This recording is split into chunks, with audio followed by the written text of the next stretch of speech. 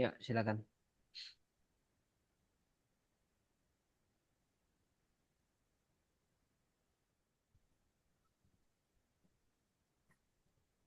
Silakan Bu Merlin share mengajarnya. Iya, Pak.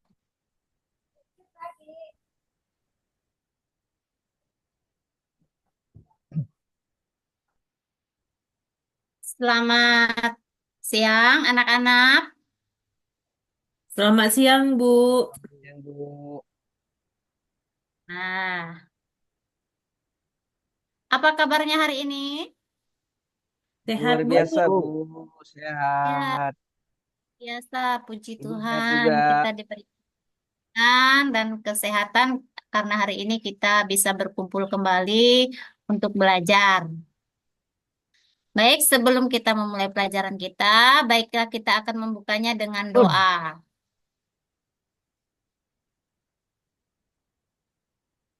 Ibu meminta satu dari kalian, anak-anakku yang ingin memimpin doa. Ya, Saya, Bu. Ya, silakan, Mesri. Teman-teman, mari kita bersatu dalam doa, dalam nama Bapa dan Putra dan Roh Kudus. Amin.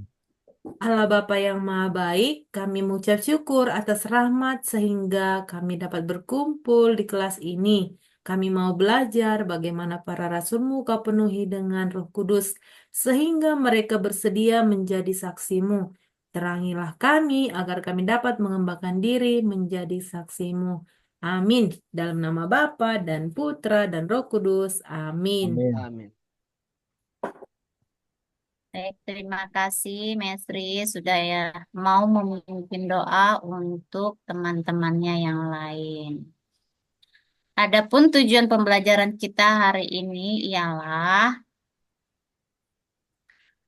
memahami peran Roh Kudus sebagai sumber kekuatan yang meneguhkan hati para rasul, sehingga terdorong untuk menimba kekuatan darinya melalui kebiasaan doa serta bertindak sesuai dengan bimbingannya.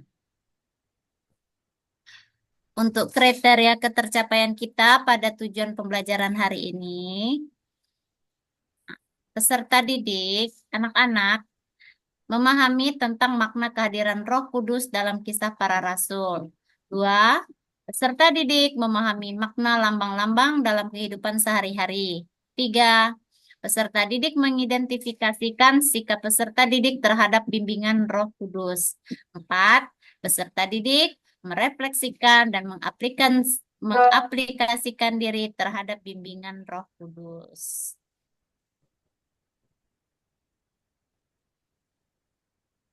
Ya, Ibu akan mengulang dengan materi kita yang sebelumnya pada saat pertemuan pertama.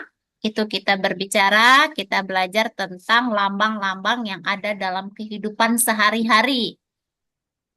Nah, lambang-lambang yang kita, lalu mengapa lambang-lambang itu digunakan dalam kehidupan kita sehari-hari? Contoh misalnya seperti bendera, bendera merah putih, atau emotikon, atau rambu-rambu lalu lintas. Mengapa lambang-lambang tersebut kita gunakan? Ada yang bisa menjawab?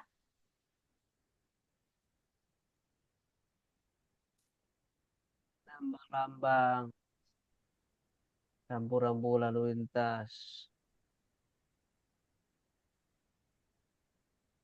Melalui lambang kita dapat mengenali sesuatu, Bu. Ya, benar sekali, Leo. Lalu, apa yang kamu ketahui tentang peristiwa Pentakosta?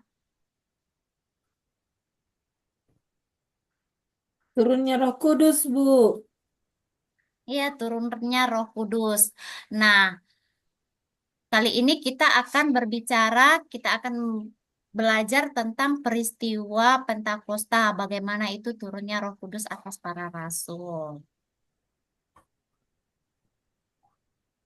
Mari kita mengamati. Berikut ada gambar. Ada yang tahu ini gambar apa? Itu gambar burung merpati Bu, yang di Iya, atas. burung merpati. burung merpati. Ada juga lidah-lidah api. Dan ini orang-orangnya adalah para Para rasul, Bu. Rasul. iya, Rasul. para rasul. Nah, peristiwa apa itu tadi? Turunnya Roh Kudus, Bu. Turunnya Iya, Roh Kudus. peristiwa turun Roh Kudus atas Para para Para rasul. rasul. rasul. Baik, untuk lebih mendalami materi kita pada hari ini, Ibu mau meminta kalian untuk masuk ke dalam kelompok diskusi yang sudah Ibu bagi. Jadi kita masih pakai kelompok diskusi yang pada pertemuan kita kemarin. Baiklah, silakan kalian masuk ke dalam kelompok diskusi. Nah, coba perhatikan papan tulisnya. Lihat, buka kitab suci, Kisah Para Rasul bab 2 ayat 1 sampai 12. Ibu minta kalian merumuskan pertanyaan-pertanyaan yang berkenaan dengan peristiwa Pentakosta. Silakan kalian baca dulu masing-masing di kitab sucinya masing-masing, tapi di dalam kelompoknya ya.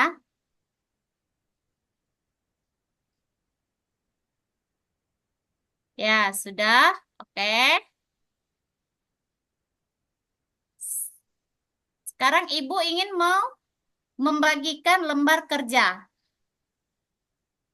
Nah, dalam lembar kerja ini ada 4 pertanyaan yang harus kalian kerjakan di dalam kelompok. Berdasarkan bacaan kitab suci yang sudah kalian baca tadi. Dan tentunya kalian juga sudah buat pertanyaan-pertanyaan di situ. Oke, Ibu bagikan. Nah, silakan dibaca. Dalam lembar kerjanya itu, nomor 1, apa makna lambang angin dan api dalam diri para rasul? 2, bagaimana Roh Kudus bekerja atas para rasul? 3, apa yang terjadi pada diri para rasul setelah Roh Kudus turun di atas mereka? 4, hal-hal apa saja yang dikerjakan Roh Kudus? Lalu, lambang apa saja yang menunjukkan kehadiran Roh Kudus? Oke, Ibu kasih waktunya 15 menit. Silakan kalian kerjakan dalam kelompok.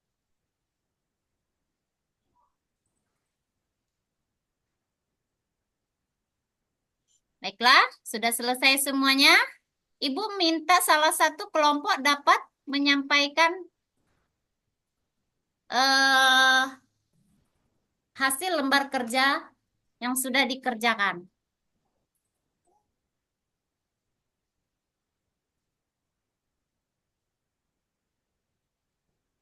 Coba Leo, silakan. Baik, Bu. Jadi berdasarkan kerja kelompok kami, lambang angin itu menandakan kehadiran Allah. Jadi tanda-tanda Allah itu mau hadir. Kemudian api ini melambangkan Roh Kudus atau yang menjiwai para rasul. Kemudian yang kedua, Roh Kudus bekerja atas para rasul, di mana Roh Kudus itu hadir dalam bentuk api. Kemudian yang menjadi semangat para rasul, Bu. Kemudian yang terjadi, para rasul itu menjadi hebat, bisa ngomong yang dalam bahasa bentuk apa saja, Bu. Itu, Bu, yang dari kelompok kami. Ya, baik, terima kasih. Itu tadi jawabannya sangat luar biasa. Tidak lepas dari bacaan yang sudah yang Ibu minta baca tadi dari bacaan kitab suci. Oke, lanjut kita akan mendalami cerita. Perhatikan di papan tulis yang sudah Ibu tulis. Ibu meminta kalian melakukan penyelidikan dalam beberapa cerita kitab suci berikut. Kisah Para Rasul tadi eh, baca sama-sama. Kita lanjutkan di bacaan Injil Yohanes bab 14 ayat 15 sampai 19. Itu untuk kelompok 1 ya. Untuk kelompok 2 Yohanes bab 16 ayat 7 sampai dengan 14. Oke, Ibu minta ada salah satu dari kelompoknya yang bisa membacakan dari Injil Yohanes bab 14 ayat 15 sampai 19. Silakan, Mesri. Iya, Bu. Yohanes 14 ayat 15 sampai 19. Ayat berapa, Bu? Ayat 14 saja. Semuanya, Ya, Bu. bab 14. Baik, Bu. Jikalau kamu mengasihi aku, kamu akan menuruti segala perintahku. Aku akan minta kepada Bapa dan Ia akan memberikan kepadamu seorang penolong yang lain, supaya Ia menyertai kamu selama-lamanya, yaitu Roh kebenaran. Dunia tidak dapat menerima Dia, sebab dunia tidak melihat Dia dan tidak mengenal Dia. Tapi kamu mengenal Dia, sebab Ia menyertai kamu dan akan diam di dalam kamu. Aku tidak akan meninggalkan kamu sebagai yatim piatu, aku datang kembali kepadamu. Tinggal sesaat lagi dan dunia tidak akan melihat aku lagi. Tetapi kamu melihat aku sebab aku hidup dan kamu pun akan hidup. Sudah, Bu. Oke, terima kasih, Mesri. Bagus sekali. Ibu minta dari kelompok 2 untuk melanjutkan bacaan dari Injil Yohanes bab 16. Silakan, Monik.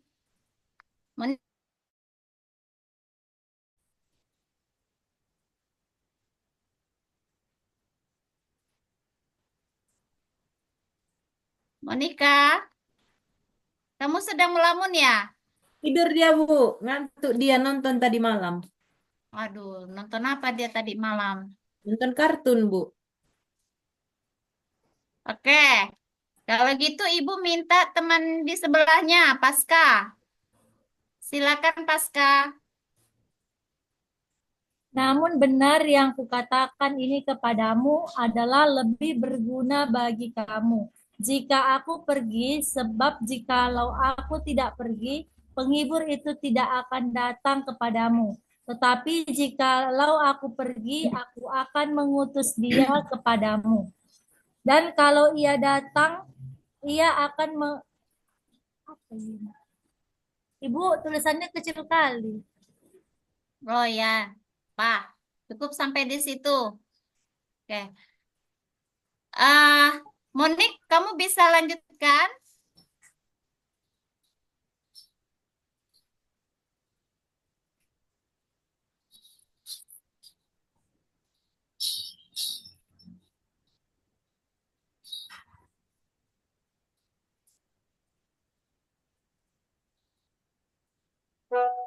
Rame, silakan.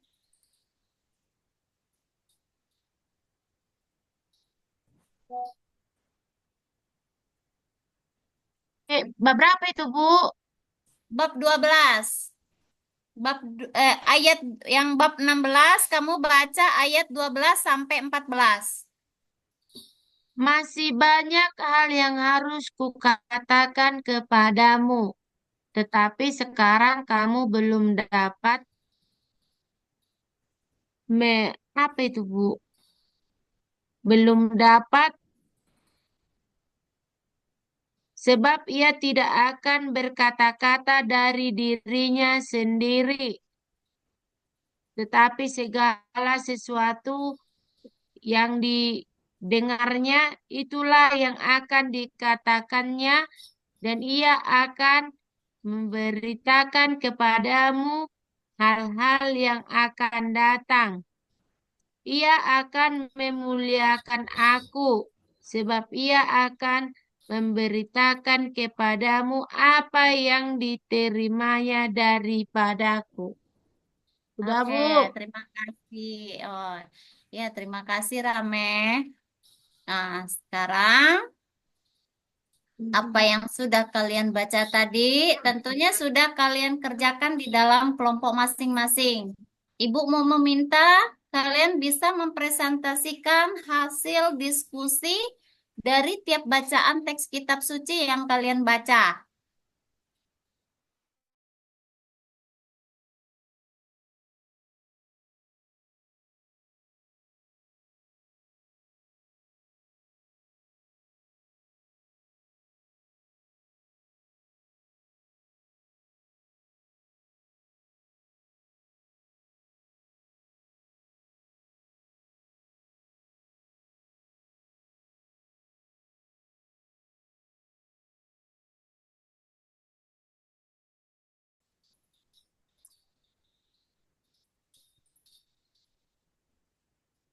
Baik, terima kasih atas presentasinya dan hasil diskusinya sangat luar biasa.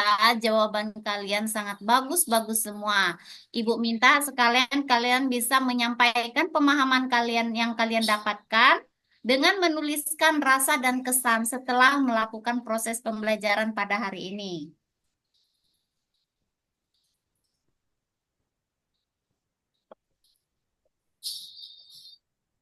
Oke, terima kasih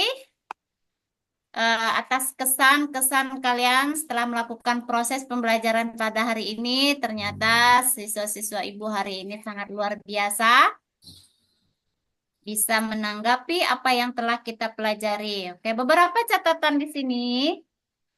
Dalam bacaan teks kitab suci yang sudah kita baca di situ, ternyata sebelum wafatnya Yesus itu telah menjanjikan penolong yang lain. Penolong yang lain itulah yang disebut roh kebenaran atau roh penghibur. Ya kan? Roh kebenaran itu akan melakukan menyertai para murid, mengingatkan para murid akan ajaran Yesus, memimpin para murid kepada seluruh kebenaran, memberitahukan hal-hal yang akan datang. Nah, Roh Kudus turun atas para rasul dengan lambang suara gemuruh seperti tiupan angin, lidah-lidah seperti nyala api, dan bahasa para rasul yang berbeda-beda namun mereka saling mengerti. Para murid yang sebelumnya ketakutan menjadi berani. Itulah makna Roh Kudus yang dilambangkan dengan api. Para rasul menjadi seperti hidup kembali. Itulah makna kehadiran Roh Kudus dalam lambang angin. Nah, dalam peristiwa Pentakosta, mereka saling memahami meskipun berbeda bahasa. Bahasa mempersatukan mereka semua yang hadir. Itulah makna lambang para rasul berbicara dengan berbagai bahasa. Manusia tidak lagi dengan bahasa karena kehadiran Roh Kudus. Jadi mereka tidak kacau lagi karena bahasa. Karena kehadiran Roh Kudus tadi, mereka menjadi berani dan mengerti setiap bahasa yang mereka ucapkan. Sebelum wafat, Yesus telah menjanjikan Roh Kudus yang diutus itu akan selalu menyertai para murid. Roh Kudus akan memimpin para rasul kepada seluruh kebenaran dan akan mengatakan segala sesuatu yang akan datang kepada para rasul. Janji Yesus terpenuhi pada saat perayaan Pentakosta yang menjadikan para murid Yesus bersemangat mewartakan Injil, mewartakan Yesus. Nah, sekarang Ibu mau bertanya, ketika Roh Kudus turun atas para rasul menjadi bersemangat dan berani mewartakan Kristus. Apakah aku juga bersemangat mewartakan Kristus? Semangat, Bu. Semangat, Bu. Iya, semangat. Karena Yesus Kristus adalah keselamatan kita. Lalu, apakah aku sungguh percaya akan peran Roh Kudus sebagaimana digambarkan dalam Injil Yohanes bab 14 dan 16? Percaya, Bu. Sungguh percaya, Bu. Ya, baiklah. Kita sungguh percaya akan peran Roh Kudus. Contoh, Ibu mau minta contohnya. Bagaimana sih peran Roh Kudus itu bekerja dalam diri kita, dalam kehidupan kita? Salah satu contoh. Ibu minta satu contoh.